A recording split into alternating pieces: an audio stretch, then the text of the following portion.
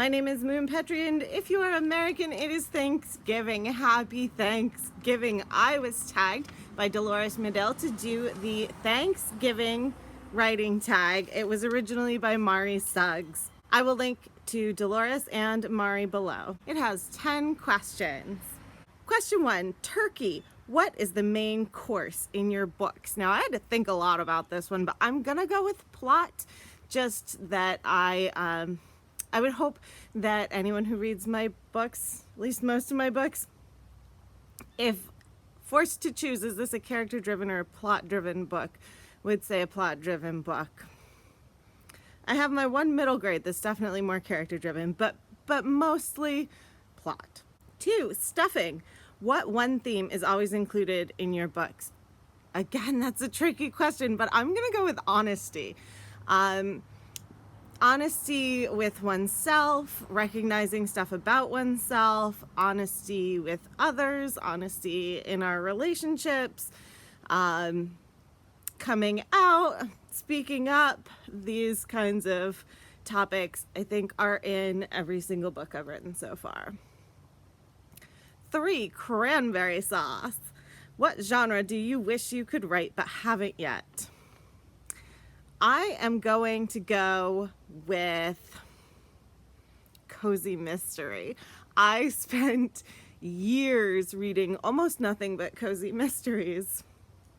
Like 10 years ago, that's all I read. And at the time I really thought I could write one of these, and I never did, and maybe someday. Question 4, family. What platform has best helped you so far?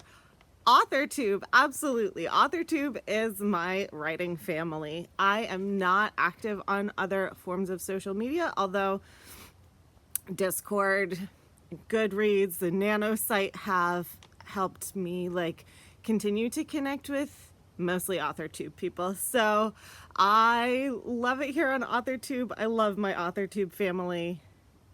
I'm having a kind of stressful, frazzled Thanksgiving morning so far, but if there's one thing I'm super, super thankful for, it is this. 5, travel. What era do you most like to write about? So I've written a bunch of fantasy, middle grade contemporary, and I'm working on this crime thriller right now.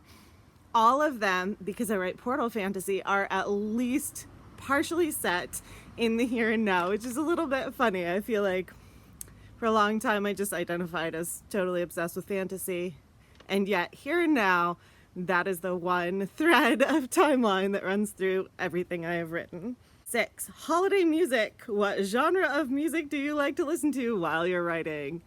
No, but in the spirit of the holiday, Netflix crackling fireplace videos.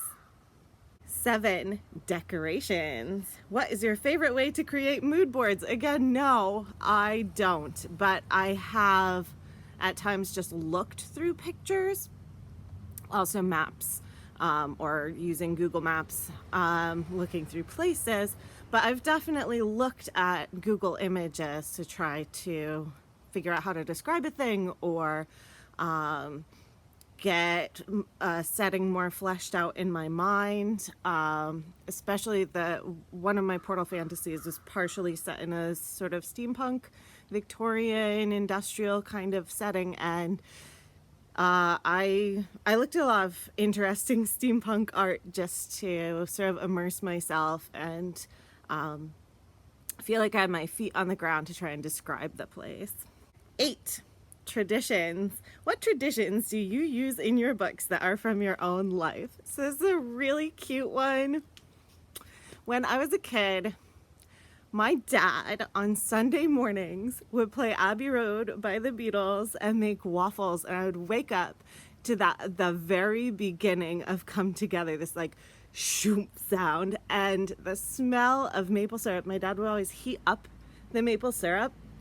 It just made the whole house smell amazing, and I gave that dad tradition to my middle grade character in the book Glow that I wrote this spring, summer, and in the process of getting beta feedback on and revising, and is just such a warm, cozy, wholesome thing, and I love it. 9. Leftovers. Have you ever returned to an old book idea? So I have always gone back, will always go back, I think, to things that I have written, that I have fully drafted. I do have this one book that is my problem child, and I don't know how to fix it, but I'm not giving up on it. So if I have drafted it, yes. Have I gone back to all of my ideas that I've had or started to brainstorm about, or like, I don't even know how far back this would be. I'm 40. That's a lot of ideas. So no, but speaking of cozy mysteries earlier, I know that I have this notebook, and I think I know where it is, that has an outline. Yes, I'm a pantser, but once upon a time, I wrote an outline for a cozy mystery like 15 years ago. And so I'm curious about that, and I might like to go back and see if there's anything I can salvage from it, or just do it as a fun, like, zero draft project, just to dip my toe into that cozy mystery pool. And 10 is gratitude. What are you most grateful for when it comes to your writing?